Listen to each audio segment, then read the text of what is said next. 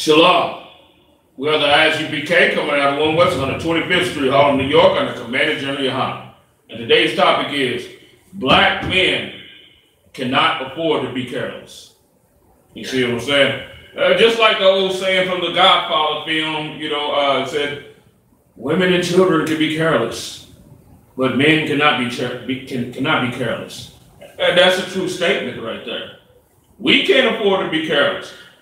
Not only do we have to keep our eye on our own woman or whatever, you know what I'm saying, and everything that's going on around that, we have to have sharp vision. We have to have 20/20 vision when it comes to everything that's surrounding our house, surrounding our nation, or anything like that. We always have to be very keen. You see what I'm saying? Because one of the top primary responsibilities of the man is to give instruction to the family. You see what I'm saying? Instruction saves lives.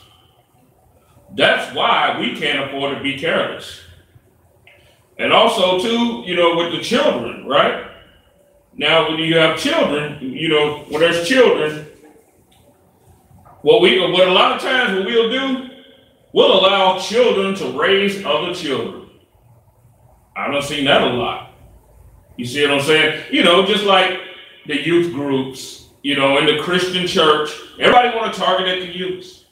You see what I'm saying? But in reality, hell, we're supposed to be going to the fathers and stuff first. You see what I'm saying? Fine, the kid's father's not in the home. Oh, we're fine, no problem, no sweat. Then, I don't give a damn. Everybody has a father figure. I don't give a damn. You don't have that excuse. You see what I'm saying? My mother and father split up, when I was damn 3 years old, but I can't sit there and say that I didn't have father figures. You see what I'm saying? I had some shell of father figures, and that's everybody else too. But see, here's the thing though, because we taught to despise black men so badly that we don't take the advice of them, right?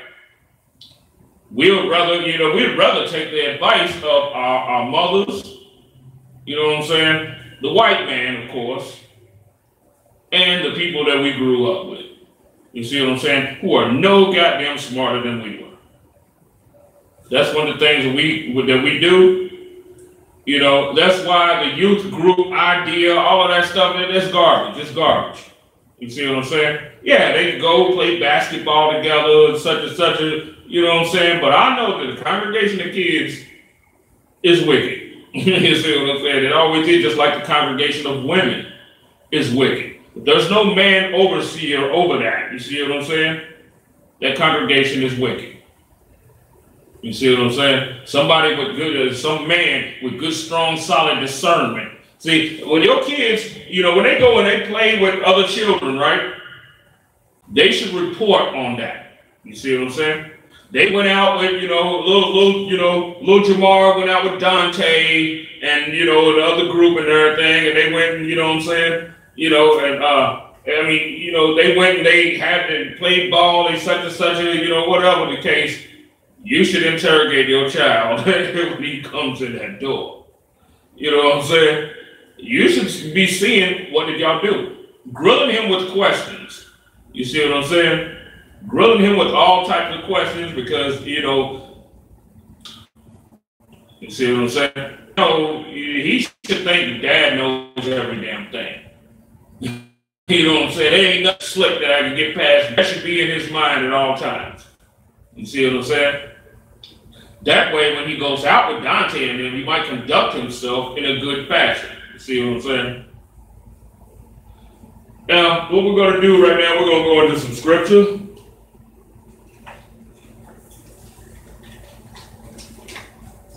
Cut on more lights.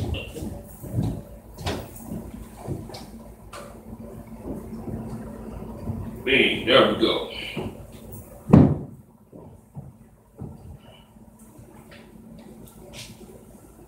Right.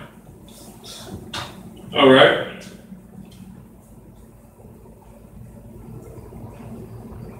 First, before we go into that, hold on, there's another topic that I want to go into. Before we go into that, blacks being lynched and hung.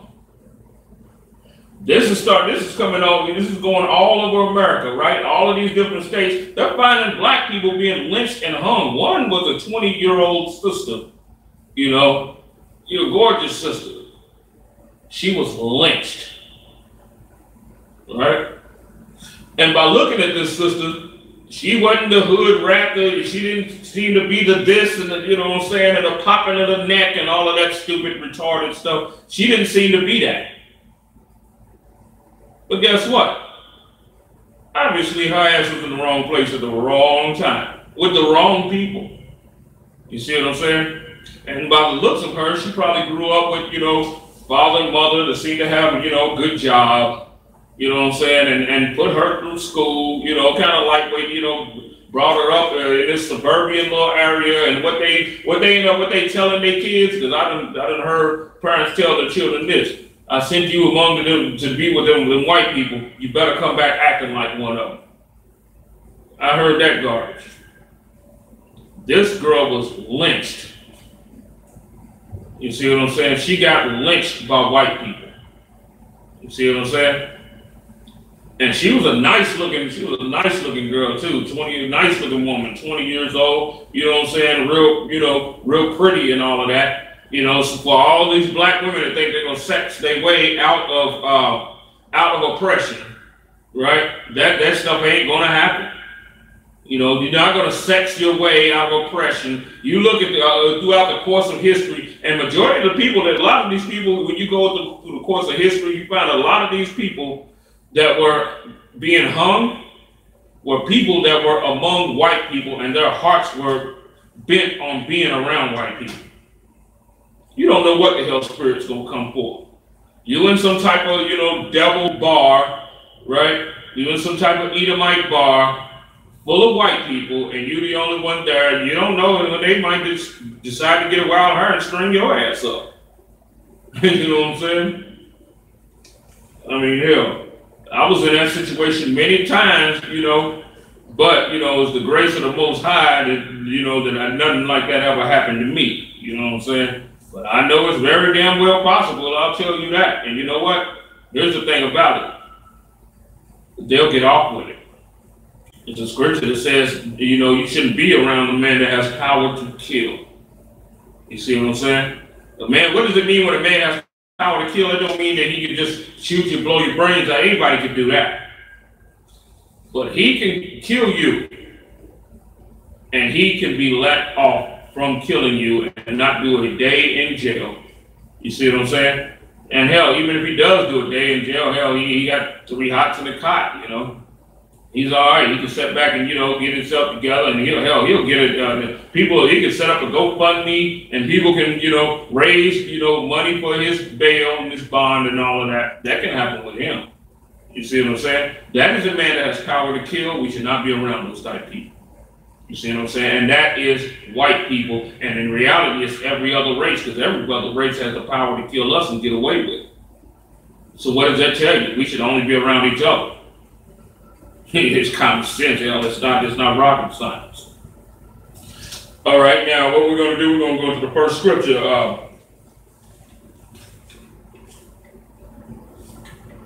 We want to go to Deuteronomy 28 and verse 65.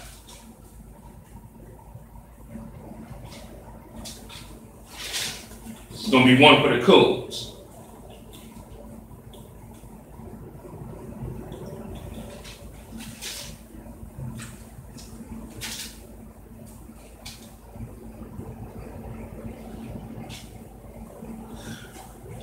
Deuteronomy chapter 28 and verse 65. And among these nations shalt thou find no ease. I don't give a damn what you are. You ain't gonna be eased to this land. You see what I'm saying? I don't care what you are. You know, you can be the street nigga, the drug dealer. You can be the college dude, that you know, the professional dude. It doesn't matter. You see what I'm saying? You the high up college professor, you know, college dude that, you know, got all these degrees and got this great job making $50 an hour or whatever the hell the damn case is. You riding in a nice Benz, Bible's over. And he pulls you over and you think to yourself, man, make it out of oppression, right? They'll make sure that you know that you did not. And let me tell you another thing right there. Let me tell you another thing. The Lord will allow it to happen. You see what I'm saying? And if you buck and you act stupid, you'll be more likely to get your ass beat. You see what I'm saying? You buck and act stupid, he see that you have a nicer car than what he got. You got more money than he got. He's pissed. He got something on his side that you don't got. He got state power on his side. Even though he makes this little money from being a cop or whatever the case is, he makes this little bit of, this little change, and but one thing that he has over you, he has social wealth over you. Social wealth is another kind of wealth. And that's a wealth that you get just for looking the part, for being, he's white.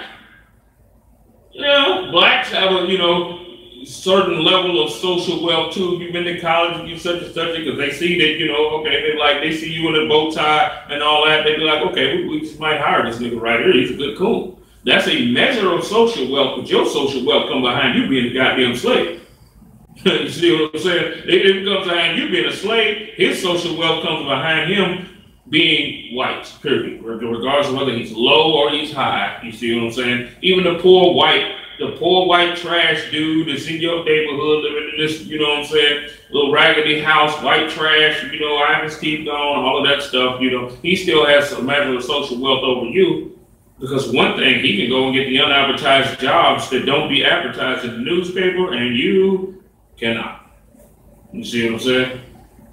That's social wealth right there. That's what social wealth does. So while you sit there thinking, well, there's poor whites too. There's poor whites. No, that poor white understand he got a leg up on you. He understands that well, and you being a dumb nigga slave, you don't. But let me get back to the scripture though. And among these nations shall thou find no ease, neither shall the sole of thy foot have rest. What is that talking about right there? The sole of your feet ain't going to have no rest, because you're going to always have to be on edge. And if you ain't on edge and you running around careless and all that, because see, sisters love to be careless. And that's one of the reasons why their sister got her ass beat, got lynched and beat to damn death. You know what I'm saying? The sisters love to be careless. And, when a brother sit there trying to tell them that they should be careful, right? Or tries to be careful for them, y'all going to wind up in a damn argument. That's what ends up happening a lot of the times. Y'all going to end up in an argument. You see what I'm saying? And that sister was probably the same type of sister that would argue with you. Because when you start talking about separating from white people, I don't give a damn. Black Lives Matter and all these type of people, you start talking about separating from white people, they're going to have a problem with you. You know what I'm saying? These Afro, the shiki wearing, SOBs is going to have a problem with you. You see what I'm saying? One thing, the pro-blackness is fake. If you're going to be pro anything, that means you got to only be about that. You see what I'm saying? Let me give some examples.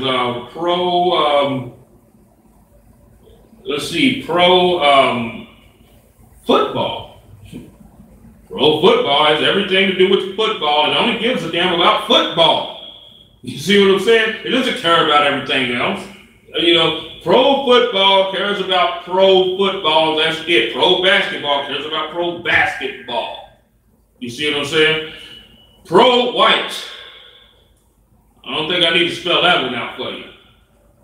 That only cares about white people, period. You see what I'm saying?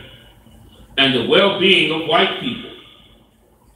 That's it. So, but you pro-black and you about everybody. You probably need to shake that goddamn level. Just say you pro everybody, you pro whatever the hell. You know what I'm saying? People probably just need to go ahead and do that, instead of, acting like you pro-black and all that. You're not pro-black. Let me get back to the scriptures, though. Neither shall the sole of thy foot have rest. It said the sole of our foot won't have rest. That's one of the reasons why you don't see second generation black houses. You see what I'm saying? You don't see black people that had a house that their grandparents owned. You don't see that. You go to every other race, you see that. Blacks and Hispanics, you don't see it. You got to keep it moving. They gentrify you, and then they raise the rent in your neighborhoods. You got to get up and move. They making your way for you. They showing you where you're supposed to live at, where you're gonna live at. You know what I'm saying? That's what they're showing you. They're showing you where you're going to live. Right? They, if you live in such and such a neighborhood, they raise the rent. They move white people in, you gotta go because you can't afford to keep paying the rent there. But then you run across this place, you know what I'm saying, that where you can actually afford to pay the rent. You know what I'm saying? Now you're moving into there, and come to find out that was their whole plan the whole damn time. Move your ass away from the inner city, things like that, you know what I'm saying? So that they can start to get more, commerce and everything coming from everywhere else, because white people don't like to drive through black neighborhoods to get to where they're going when they're going out of town. You and I show it to them, you see what I'm saying? So they already have this stuff planned out, mapped out of what they're gonna damn do, and you're gonna have to move. And see, another thing that I noticed about that, this is the funny thing about it though. Like I was saying, just like what the class topic is, black men cannot be careless. Black women are careless as hell, because when I see these urban Habitat for Humanities and all of that, when I see that, you know what I see? I see black women that's done yanked their sons up and everything. They skinny jeans sons, and they decked out the skinny jeans and then yanked him up and then made him help out too. They are helping to gentrify their goddamn self. And you know what about these women? These women are single. You know what I'm saying? These women ain't got no man. But they out there, who is their man? Who is their surrogate man? The white man. That's why they're helping them to gentrify the neighborhood. Just like that sister that's the hell out of her son, and they, when her son during the time of the little riots or whatever, I think it was St. Louis, she beating the hell out of her son all in the damn head, and she thought she was gonna be a big star behind that. You know what I'm saying? Because everybody was praising her on such a good mother. I mean, what a good mother she is, right? Come to find out, months later, find out this happened home. You know what I'm saying? And all of those people that said she was going to be on the whatever show and she was going to be making so big, none of them sat there and mustered up a penny to help her black ass. You see what I'm saying? The white man is the devil that the Bible speaks of.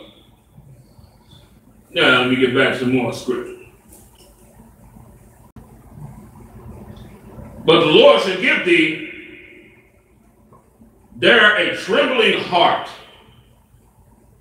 and failing of eyes, and sorrow of mind. Why is this sorrow of mind coming? Because it seems like everything you try and do fails. So what happens with a sorrow of mind? You want to invest in this, right? And it flops. So now your mind is sorrow. Now, you know what I'm saying, you try and do this, and you try and do that. Black people want to be in business. You see what I'm saying? Black people want business. When I went to, a little Ponzi scheme thing that I didn't know much about, back in the day, I see nothing but black people in the damn place that wanted to be business owners. You see what I'm saying?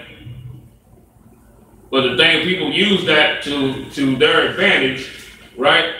And what do? They end up scamming us. You see what I'm saying? But if there's black men that have an understanding that the white man is the devil, when he puts you in a damn room talking about some goddamn business, we already know that is a man that's trying to rip you the hell off. You see what I'm saying? You want to go into business among your own damn people. You see what I'm saying? You ain't no celebrity, so you ain't gonna sit there and put, $200,000 or $500,000 into some company that's getting ready to rise up, like what 50 Cent did with vitamin water. You're not gonna sit there and put $250,000 down and then gonna get back, make $1 million off of it and sell your shares in vitamin water and make $1 million out of that. That's not gonna be you. You know what I'm saying? It's not gonna be you. What you're going to do is you're going to invest your little money, your little chunk, and it's going to be a bunch of you that do it. It's going to invest your little change that you got, which is chump change to them, but it's a lot to you. You know what I'm saying? Hell, this is your damn, nest egg. They're gonna move you, move you, and move you until your ass moves. You see what I'm saying? Get down with your brothers. Get down with the ISUPK who is who is actually building this nation. You see what I'm saying? Who is building this nation from the ground up. Get with the ISUPK. All of these other groups are going to put under pressure. They're going to fold. The Christian church is damn sure going to fold. They let you know it right from over the damn pulpit. Hell, it's not rocket science for them. They let you know that they're going to fold on you. You see what I'm saying? And so is other, so is the fake Israelite groups out there. They're doing the same damn thing. They let you know beforehand they're going to fold on you when the rubber meets the road. The only group that's not going to fold on you is the ISUPK, so it's best if you go ahead and get down. Now, let's go to the next script. We're going to go into that topic here also, and that's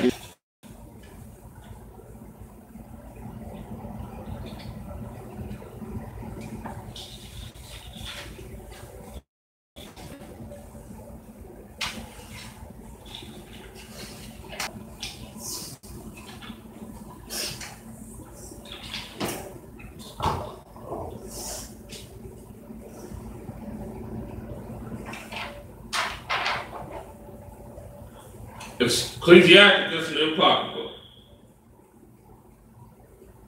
chapter 32 and verse 22.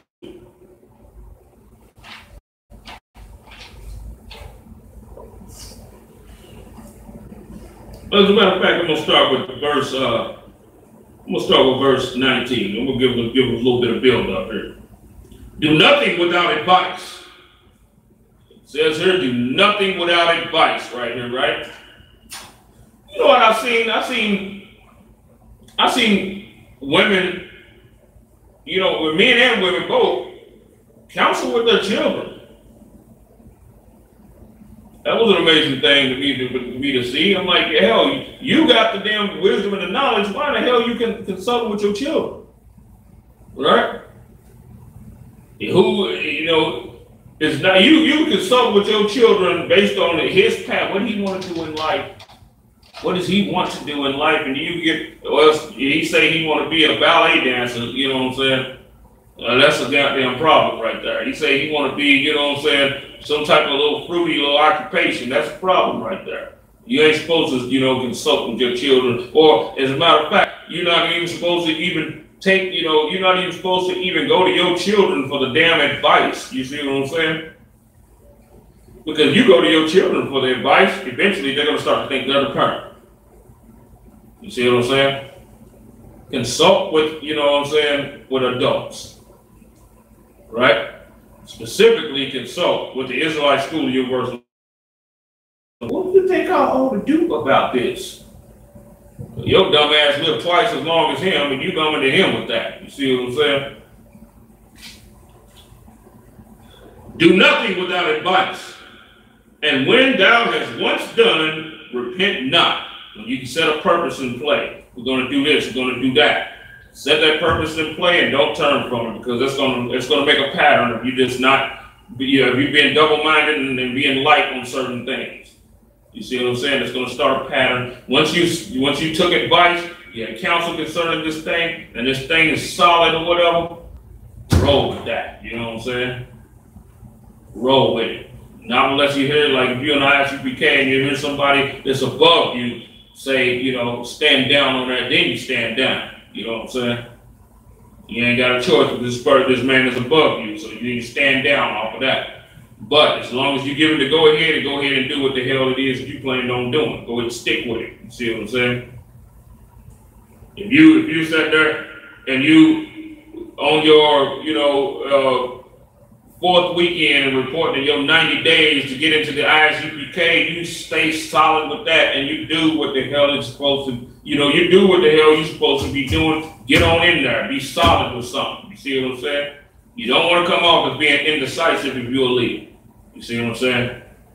You join Hebrew Academy. Get inside. As soon as you join it, right? Repent not. Go. You ride it out. You in now. Ride it all the way out, go all the way to the finish line. You know what I'm saying?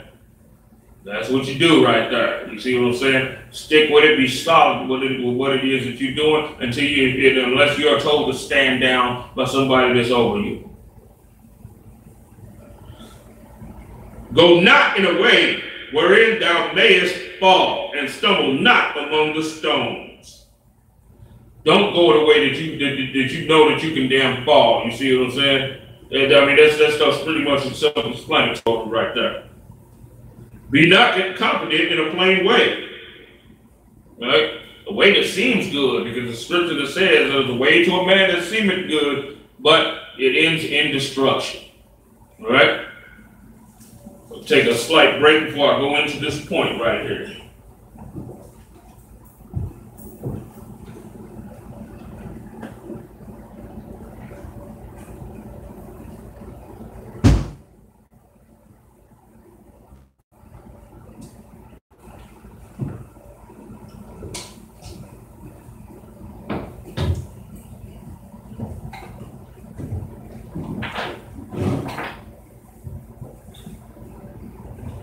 All right, back to the scripture.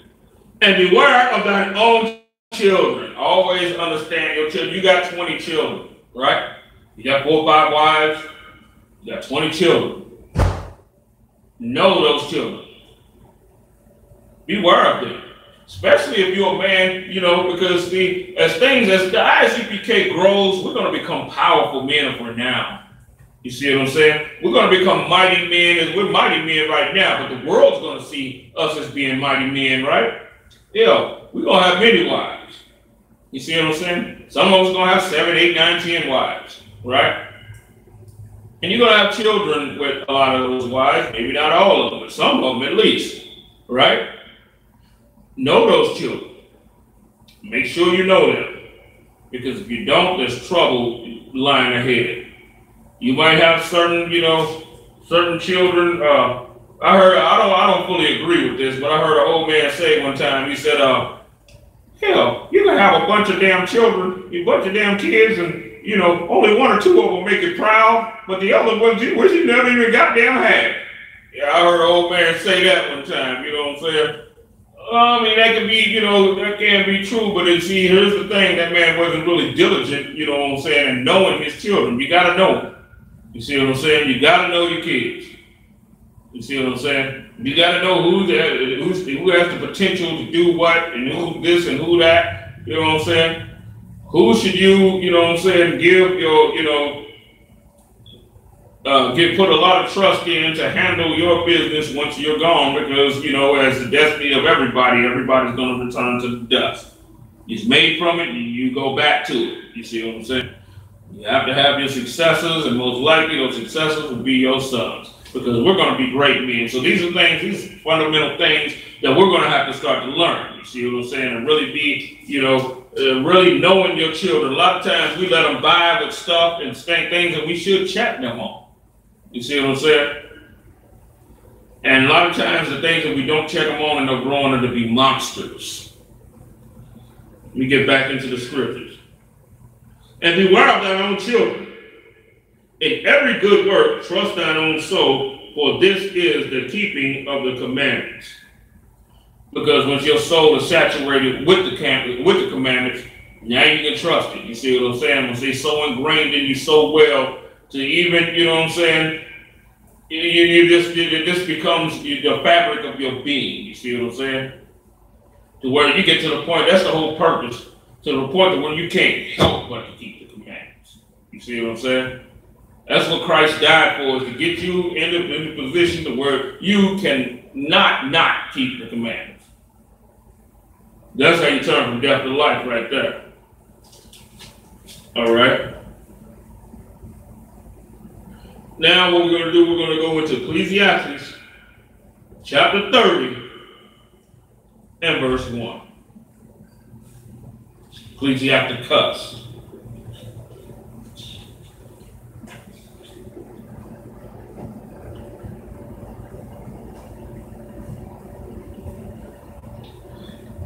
He that loveth his son causeth him oft to feel the rod. You gotta do this. You know what I'm saying? He has to be checked on every damn thing, especially when he's young and all of that, right? To the point to where when he grows older, he doesn't have to be checked as much. You see what I'm saying? And as he grows older than that, hell, he barely will have to be checked any. You see what I'm saying? And not only is it like this for a son, man, it's also like this for a wife. And this is how you know whether you're going to have something or not. Because if your check-ins are real consistent in the first beginning of that, and it's checking on everything, you know what I'm saying? And she gets tired of you checking her and decides she wants to, you know, she wants to say deuces, you know what I'm saying? She ejected herself from the game, you know, that's a woman, you know, wasn't meant to be with you, you know what I'm saying? But that woman that does take the check-ins and everything, and to the point to where her mind becomes like yours, and you don't even have to put down checking like that too much. You see what I'm saying? You're going to always have to check her, no doubt. You're going to always have to do that. But it's going to become far and more few. You see what I'm saying? When it becomes far and more few, her mind is being like yours, you and her now, you know, actually mended as one flesh, you know what I'm saying? The sexual part is one thing, but her being a mind that is well instructed is also enough. You see what I'm saying? Two got to go together, you know what I'm saying? And that's how you know that you actually got something. Let me go back into the scriptures. He that loveth his son causes him oft to feel the rod. Means causes him to feel the rod oftenly. You see what I'm saying? The rod of correction. That he may have joy of him in the end, just like I was saying. Because the check-ins will not become less and less. And you know what? Chances are, his righteousness can mess around and exceed yours. That's what that's what you want. Anything that you teach him, you always want it to be better than you. You see what I'm saying?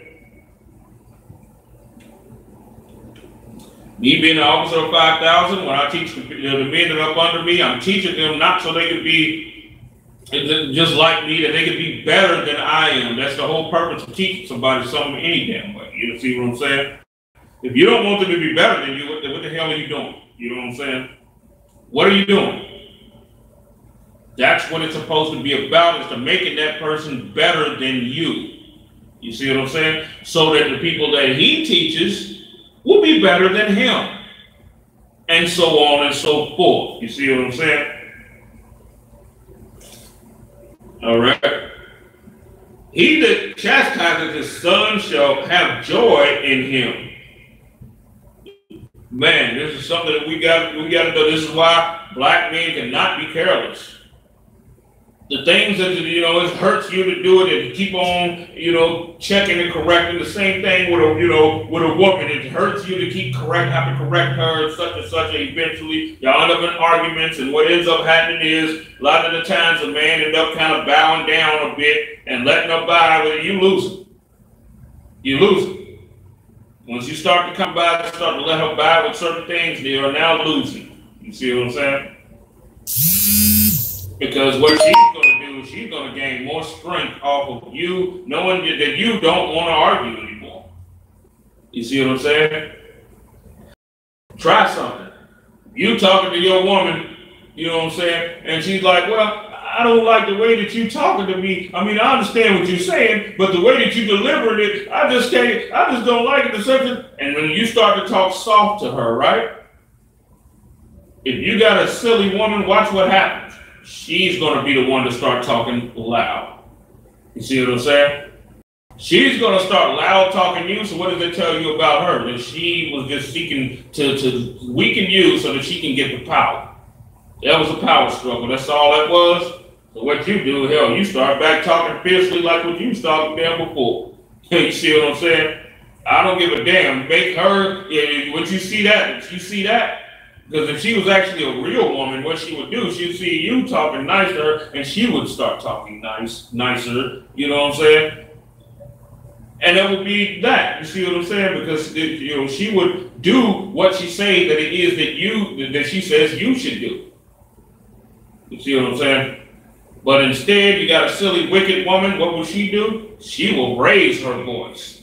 When she see that she done talk you, use her little emotion and her tears to make you talk softer, now she start to raise her goddamn voice. You see what I'm saying? Don't fall for that one. Black men can't afford to be careless. He that chastens his son shall have joy in him, and shall rejoice of him among his acquaintances, because he's not going to be a grievous dude. He's not. They're going to ask, yeah, what's up? What little Ronnie? What little Ronnie? You know, like, Ronnie locked up right now. Oh man, you see what I'm saying? But if you're raising little Ronnie, you know what I'm saying, you diligently upon him like that, you can avoid that, and you'll have joy of him in the end. You see what I'm saying? Because he will be, likened to you. You know what I'm saying? Even though, even in the world, if he learns to follow you and you come inside the truth, you know what I'm saying? And you could have been in the world. Because you got people that get good fundamentals even when they're inside and when they're in the world, right? So they come into the truth, and just like he followed you, then he'll be following you into that. You see what I'm saying? Because he see that's what pleases Dad. You see what I'm saying? And that can get him on track, and it'll saving his life and the life of his kids too, and his wife. You see what I'm saying? And the little brother. See how many lives you can save with that? And shall rejoice of him among his acquaintances. He can rejoice of a son like that. You know what I'm saying? His son that got into the ICPK, he's now officer 5,000, you know what I'm saying? And the little brother, you know what I'm saying, he's officer 1,000, that's joy. You can have joy in that child right there. You see what I'm saying? Because you know that his life is going to be set in order. He's going to be coming to you for advice and not going to be grieve you or Daddy, I just got locked up. He's not going to come into you with all of that. And if he do come to you with that, you know what I'm saying, that son still has a good, solid, strong foundation. He probably just went to the left for a second. See what I'm saying? You can trust in that strong foundation that he got, you know what I'm saying? Because he understands that he grieved you did something that was messed up and wrong, you know what I'm saying? Hell, in that case, I can see Dad, rising up and help to get the son out, you know what I'm saying? The son, him rising up and doing whatever he can to get his son out of jail and stuff like that, But if he didn't heed the advice and wanted to go ahead and be a little bastard, then hell, he just got to get what's coming. You see what I'm saying? He that teaches his son grieveth the enemy. Black men, we can't afford to be careless. Understand, you're supposed to be teaching your son to grieve the enemy. You're supposed to be doing that. You see what I'm saying? Who is the enemy? The enemy is the white man, who's trying to teach your son to do the direct opposite of every damn thing that you're trying to teach him. But once he sees that your son is solid in everything that you taught him, now he's grieved. You see what I'm saying? He's grieved at heart, right? Because he see your son to grow up strong. And then he has sons. You see what I'm saying? Because the white man is just like, he's a snake. He tries to go for the weaker, you know what I'm saying? And you see that, you're good and strong or whatever, and like you got your little son with you and, he offers and say, hey, little man, you want some ice cream? And you tell your son, hell no, you don't take anything from any of them.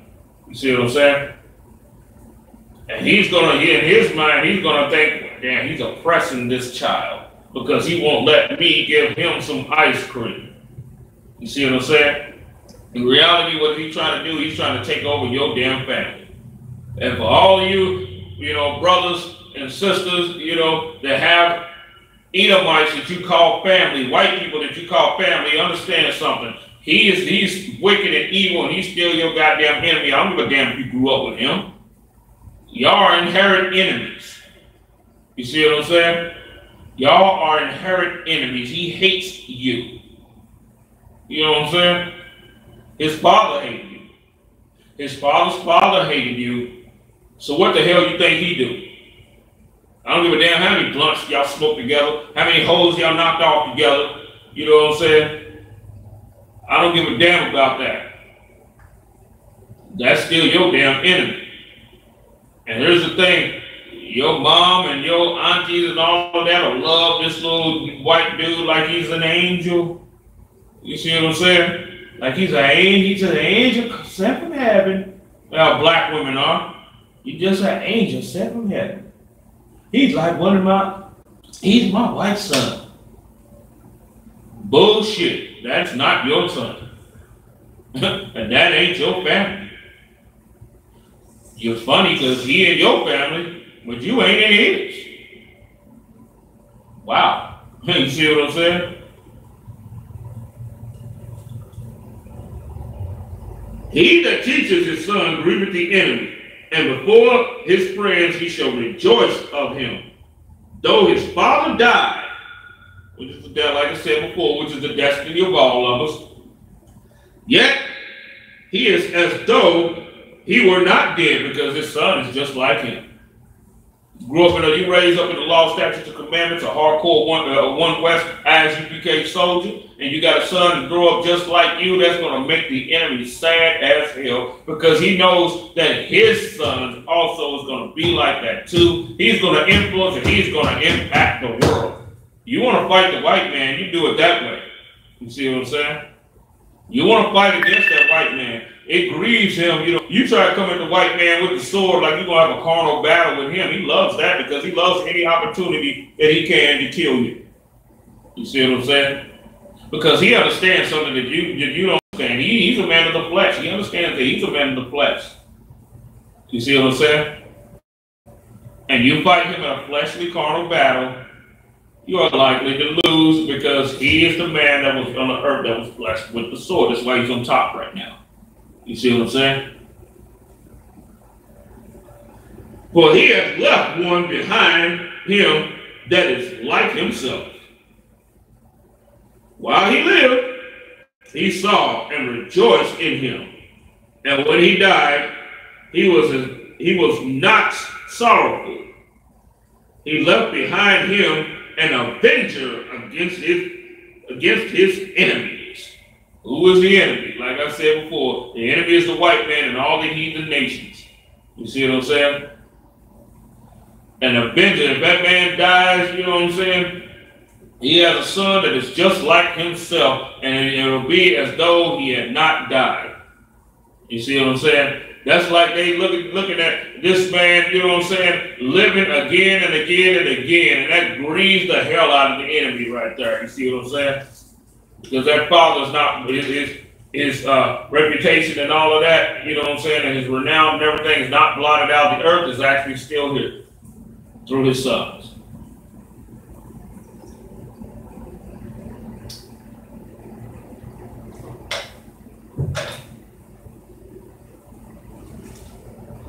And one that shall requite kindness to his friends. You see what I'm saying? His friends will be like, man, he's just like his pops. You know what I'm saying? So we know that he's gonna do right. He's gonna be right. So we good on that. You know what I'm saying?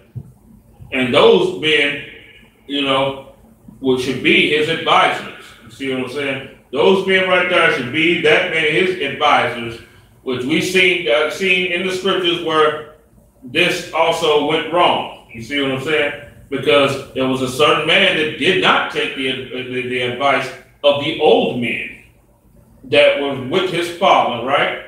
It was like the saying before, you know, black men can't be careless and watch your children. You know, the congregation of a bunch of damn kids that, you know what I'm saying, ain't about nothing.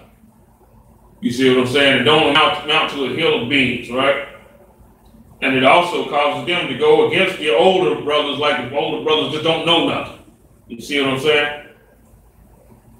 King Solomon was the wisest man on the damn planet in his day, but his son decided, no, I ain't gonna take the advice of, you know, the father or whatever, and I ain't gonna, you know, his advice sounded foolish to him, right? He decided he was gonna do another damn thing, which we get ready to go into that here soon also. But as for right now, we're going to finish this out, and then I'm going to go into that.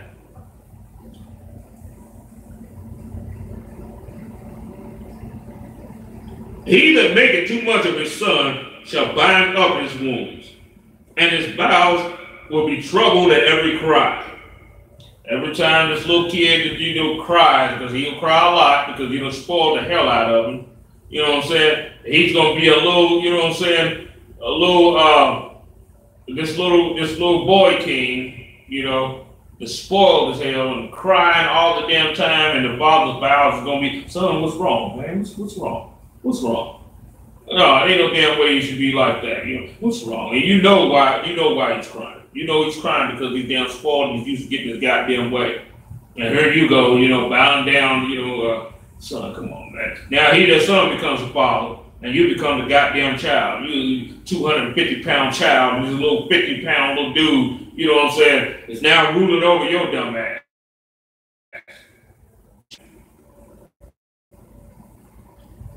And horse not broken becometh headstrong. What does that mean? A horse not broken. Because horses are supposed to be broken, right? Well, so are your children. And let you in on another thing. So is your goddamn woman. Yeah. Everything that's up under you is supposed to be broken. Everything that's up under your authority is supposed to be broken up under you. If you're the head, that's what that means. You see what I'm saying? A lot of brothers will say they're head, but then at the same time, they in a 50-50 relationship, which really makes her and the children majority holders of that. You see what I'm saying? There is no 50-50. Get that understood. There's no such thing as that. Either you're ruling or you're not. You know what I'm saying? I ain't never seen a king that was 50-50 with the people. You know what I'm saying? He's 50-50. No, he's the head of the goddamn people.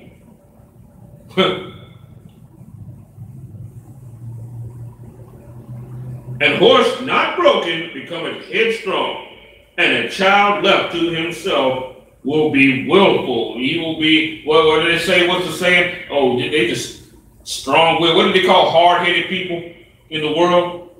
And they act like it's a good thing. Strong will. He's just strong will. You know what I'm saying? The black woman, they'll say that, yo, she's just strong will. You see what I'm saying? Well, why they sit there and demonize a black man, right? But they'll say that black woman, she's just strong will. Like that's a good thing. You see what I'm saying? In reality, she's goddamn hard-headed. She's a horse that was not broken, but I'll tell you who the hell she was broken up under. I'll tell you who that horse is broken up under, and that man can ride her with pleasure and joy. The white man. And every other race, too, that's his Confederates can ride her. And that was part of that Willie Lynch letter. You see what I'm saying? On breaking breaking the Negro, it was a parallel, breaking the Negro and the horse. You know what I'm saying? He used the horse as a metaphoric example for breaking a nigger and a nigger woman. You see what I'm saying? Which I will go into that in one of my future classes, and I will break that all the way down to where it's non-arguable. All right? And horse not broken becometh headstrong, and a child left to himself will become willful. Conquer thy child, and he shall make thee afraid. Play with him, and he will bring thee to heaviness. There's a lot of fathers out there that's the friend of the child. He's the child's friend, right? And they joking around and all of that. Your child he's gonna start to eventually see himself as your damn equal, and in some cases over you, and he's gonna start to say things to you that's gonna be very unpleasant. You see what I'm saying? That's why it says to play with him, and he will bring thee to heaviness. You'll be grieved. You're like, why that little nigga say that? You know what I'm saying? You sitting there playing with him, yeah, such a, this and that. And he's like, yo, mama said, yo, you ain't shit. What? Nigga, what? And then, you're like, damn, if I say something to him the wrong way, I whoop him or something like that, then, mama's gonna start acting stupid, she gonna trip, Now you just don't do anything. You just sit there and just take it. You know what I'm saying? And once you take it, he keep on saying, mama said, you ain't shit. Mama said, Yeah, and mama said, and he would use that, you know, mama said such and such, and guess what? And now you sitting there thinking, why the hell is he saying this? You know, I just sit down and brought him, you know, take him out and eat, and I do all of this and that, you know. He's bringing you the heaviness now. Now you're depressed on, you know, the stuff, you know, you all depressed on what the hell he done said, you know what I'm saying, when in reality you should be jacking this little punk ass up, but you know, regardless of what his funky ass mama say. You know what I'm saying? Just keeping it real. You know? And you should straighten him the hell out, let him know, you know what I'm saying, that Papa Duke's in the goddamn house. You know what I'm saying? But you playing with him. So now he don't see you as no authority figure like that. You see what I'm saying? Because you're playing with him. Now he's going to start to be real disrespectful to you. Now you sit there and take that same, now you know, for that, grown from that little 50-pound disrespectful dude, now he's 220. All right? Huh. Chances are he might be able to bust your ass. I'm just saying, you know. That's why you got to nip things like that in the bud all the way back, you know what I'm saying, and get it from while it's small, you know what I'm saying? That's what the whole term of nip it in the bud actually means, you know what I'm saying? You nip it in the bud before that bud blossoms into a goddamn flower, you know what I'm saying? And you're going to have a serious damn problem. Laugh not with him. Now, when it talks about laugh not with him, when he do stupid stuff that you know is damn stupid, even if you think it's funny, even if you think it's funny, bring yourself from laughing, because by you laughing, he's going to think that it's okay. And he's going to do it again. Just like a little child when he cuss you, shit. You, well, he said shit, so cute. Well, put 160 pounds on that. You know what I'm saying? And then we'll see how cute it is then. It's not going to be cute then. Because he's going to be cussing you the hell out. Unless thou gnash thy teeth in the end. Wait, hold on, let me back up. Laugh not with him, lest thou have sorrow with him. And lest thou gnash thy teeth in the end. That good little mother, you're going to be angry as hell with him. You know what I'm saying? Yeah, that's the gnashing teeth. Gnashing your teeth at him. Give him no liberty in his youth, and wink not at his follies. Black men, we cannot be careless of this stuff. Get your goddamn woman in check, because she's going to be the main one trying to come against you, trying to discipline him in this type of fashion. Put her ass in check. You see what I'm saying? She's supposed to be your damn helpmeet. She's not supposed to be the helpmeet of the child. The hell out of here with that. You know what I'm saying? She's not supposed to be the damn helpmeet of the child. She's supposed to be your helpmeet to help you raise the goddamn child.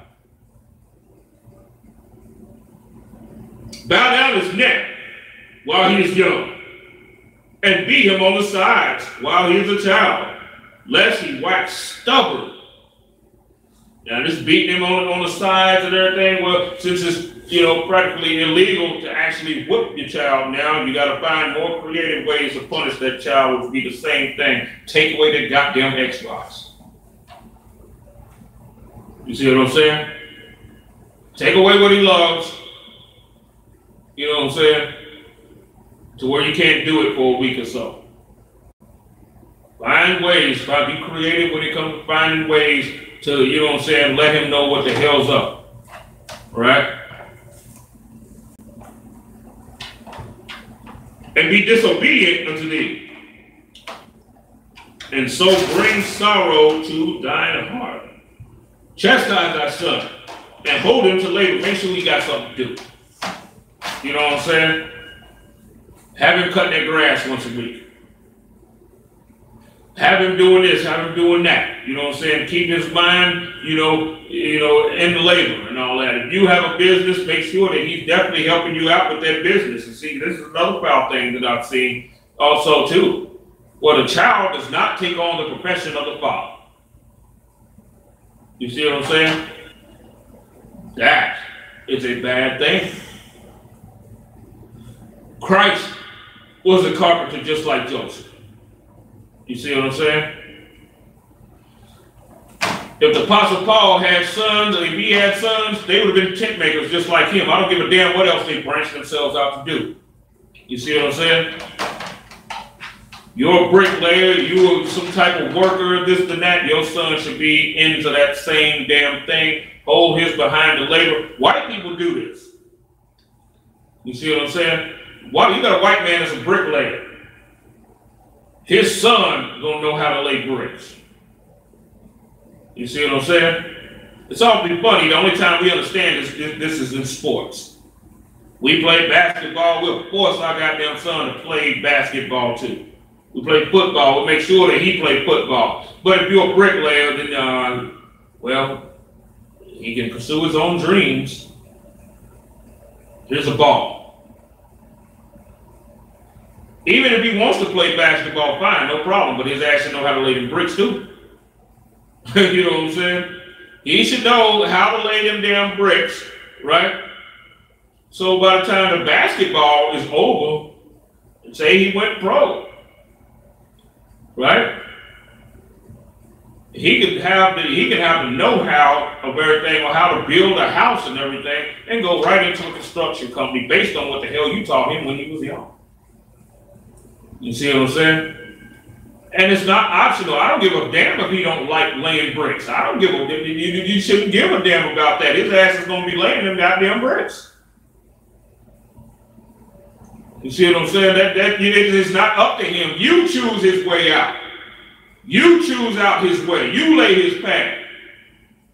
You know, you sit down there, how the hell are you going to sit there and let your 5-year-old make the decisions? Ain't that something? Your ass 45, he's 5.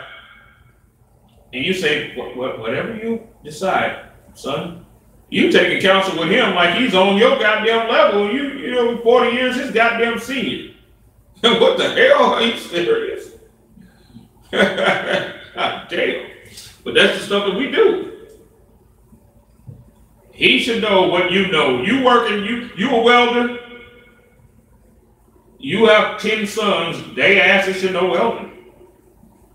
Regardless of whether they pursue it as a career or not, hey, that's, you know, if they can do something else, fine, no problem. He can weld, and then he lets him make it weld. You know, I want to be a whatever. You know what I'm saying? Hell, he'll have 2 trades.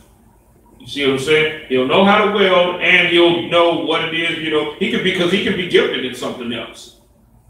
You see what I'm saying? He can be gifted in anything else. He can be gifted. He can, yeah, as you know, you taught him welding, and he can be gifted, and hell, he can be a good artist, whatever the hell the case is. You know what I'm saying? Now he has 2 things he can do. You see what I'm saying? So if that thing that he figured that he's going to float off into, and you know, find his hopes and dreams with that thing fails, he got something to fall back on. You see what I'm saying? He could end up starting his own damn construction business or something, you know what I'm saying? Based on what he learned, and he'll learn to appreciate that stuff as he grows old, even though he hated it when he was 8, 9, 10. He hated it. You see what I'm saying? When he became a teenager, he couldn't stand it. I won't be hanging out with my friends. I'm 14. I'm sitting there, you mixing mud, and you mixing mortar and all that, and these damn bricks. Yeah. By the time he's 44, he's going to appreciate that. He'll be telling somebody, yeah, man, you know, my dad taught me, you know, he taught me how to lay bricks, you know, when I was 8, 9 years old, man. Dad taught me, got me together. He taught me how to weld, you know, he taught me how to, you know, do this and that. I was 8, 9 years old, man, you know what I'm saying? Yeah, he started to appreciate it. I ain't like it back then, but he's like, man, I'm so glad Dad did that. You know what I'm saying? As he's sitting there now, he's making, you know, 70K a damn year now. You know what I'm saying? And can still afford all type of studio time to go and rap. You know what I'm saying? You know what I'm saying? And he can get the best equipment, because if he was laying bricks with his father and he decided he wanted to go and be a rapper, right? And he followed his dream, because he can rip the hell out that mic. But then that dream didn't come, you know, to pass, soon enough or whatever. But he has something now to fall back on. He ain't got to just manual labor, try and get on at whatever temp service he can get on with, and then trying to do the rap thing too. He got a goddamn trade that he's very goddamn good at. You see what I'm saying? And a name, you know what I'm saying, because the father was good at that too, and he carries the goddamn name, you know what I'm saying? So he's going to be more likely to get a contract. You see what I'm saying? Now he can afford all the equipment that he needs in case he wants to keep pursuing rap, you know what I'm saying, or whatever the hell he